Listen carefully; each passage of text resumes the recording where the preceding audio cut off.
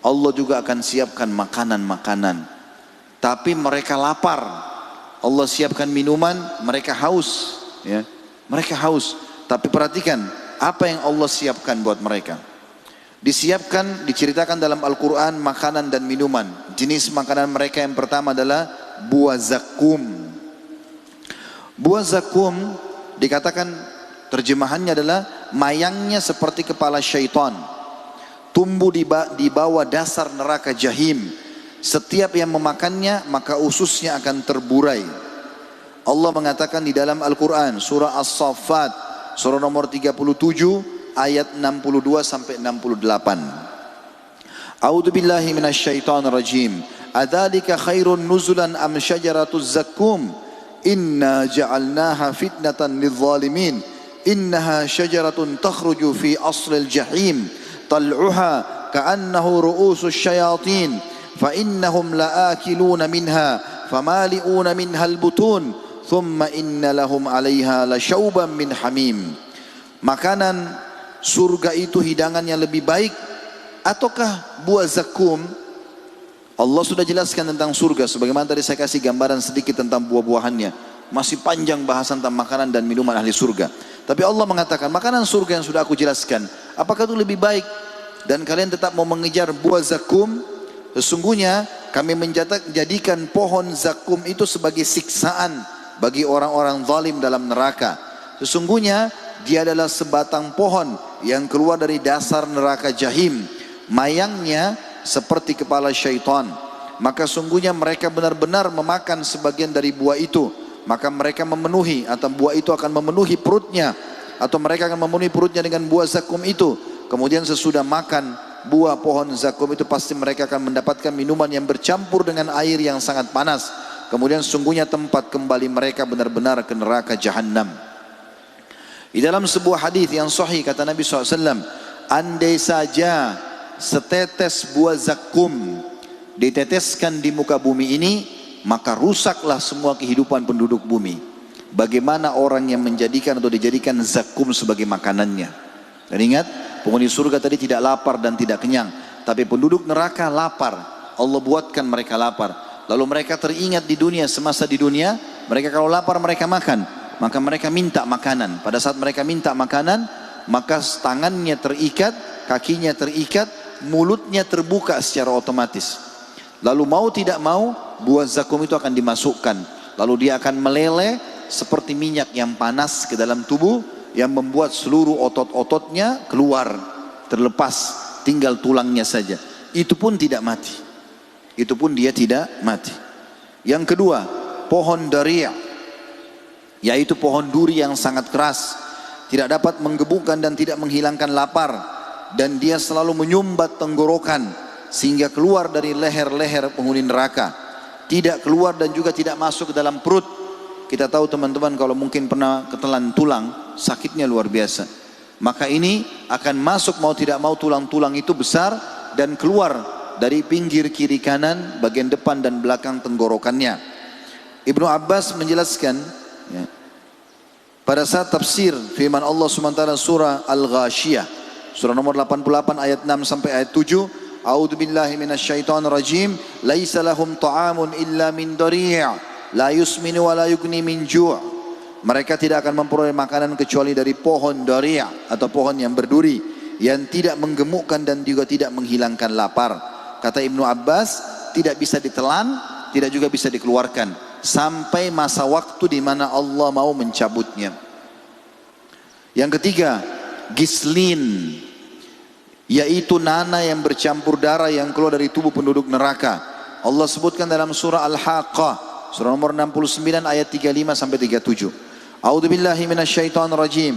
Falaysa lahul yawma hahuna hamim wala ta'amun illa min gislin la ya'kuluhu illa al-khati'un. Maka tidak ada seorang teman pun bagi mereka pada hari ini, maksudnya di hari kiamat. Tidak ada penolongnya.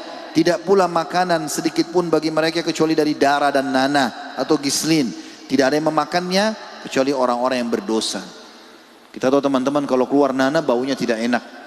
Ya. Tentu juga kalau bau sudah tidak enak, umumnya adalah rasanya pun pahit dan tidak nyaman. Itu melihatnya saya sudah jijik. Bagaimana dengan orang yang dijadikan sebagai makanan dan minumannya? Yang keempat, al-hamim, yaitu air yang sangat panas mendidih yang akan disuguhkan dengan besi panas yang ujungnya dibengkokkan. Allah menyebutkan dalam surah An-Naba, surah nomor 78 ayat 24 sampai 26. A'udzu billahi minasyaitonir rajim. La yadhukuna fiha bardan wala syaraba illa hamiman wa gassaqa jazaa'an wifaqa. Mereka tidak akan merasakan kesejukan di dalam neraka dan tidak pula mendapat minuman selain air yang mendidih dan nanah yang mendidih sebagai pembalasan yang setimpal. Yang kelima, al-gassaq, air yang sangat dingin. Menurut Ibnu Umar An-Numah adalah nanah kental yang jika setetesnya ditumpahkan di barat bumi, niscaya penduduk timur akan mencium bau busuknya. Allah sebutkan tentang gassaq ini dalam surah Sad, surah nomor 38 ayat 57 sampai 58. A'udzu billahi minasyaitonir rajim. Hadza falyadhuquhu hamimun wa gassaq wa akharu min syaklihi azwaj. Inilah azab neraka, biar mereka merasakannya atas pelanggaran mereka. Minuman mereka air yang sangat panas dan air yang sangat dingin, dan azab yang lain yang serupa itu berbagai macam. Tadi kata Ibnu Abbas ini adalah nanah yang didinginkan yang baunya sangat busuk, kemudian dipaksakan masuk ke dalam tenggorokannya sehingga merobek seluruh tubuhnya. Yang keenam, as-sadid, yaitu air nanah yang bercampur darah. Ibnu Rajab berkata, air sadid akan membuat wajah mereka hangus, sekaligus membuat seluruh kulit kepala dan rambut mereka mengelupas.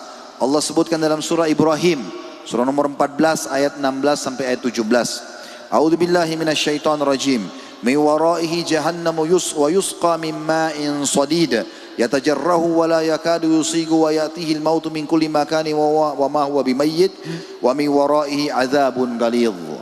Di hadapan mereka ada jahanam dan dia akan diberi minuman dengan air nanah. Diminumnya air nanah itu dan hampir dia tidak bisa menelannya. Makna tafsirnya karena banyaknya dituangkan air nanah sampai perutnya penuh dan sampai keluar dari tenggorokannya, terus saja dituangkan sehingga memaksa dia harus menelannya. Dan datanglah bahaya maut, dia merasakan seperti dia akan mati. Tapi dari seluruh penjuru, tapi dia tidak juga mati, dan di hadapannya masih ada azab yang berat. Yang ketujuh, muhul, air muhul, yaitu endapan minyak yang berwarna hitam yang mendidih. Allah berfirman dalam surah Ad-Dukhan, surah nomor 44 ayat 45 sampai 46. A'udzu billahi minasyaitonir rajim. Kal muhli yagli fil butun kagallil hamim. Kotoran minyak yang mendidih dalam perut seperti mendidihnya air yang sangat panas.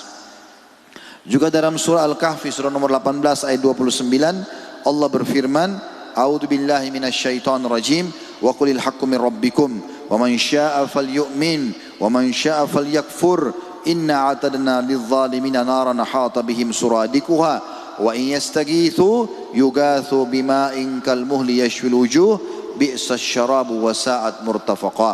Katakanlah hai Muhammad, sampaikan kepada seluruh umat manusia, kebenaran itu datang dari Rabb-Mu, maka barang siapa yang ingin beriman silakan, hendaklah ia beriman. Siapa yang mau patuh mendengarkan lalu mengamalkan silakan, yang mau kafir silakan. Ya, Allah tidak paksakan.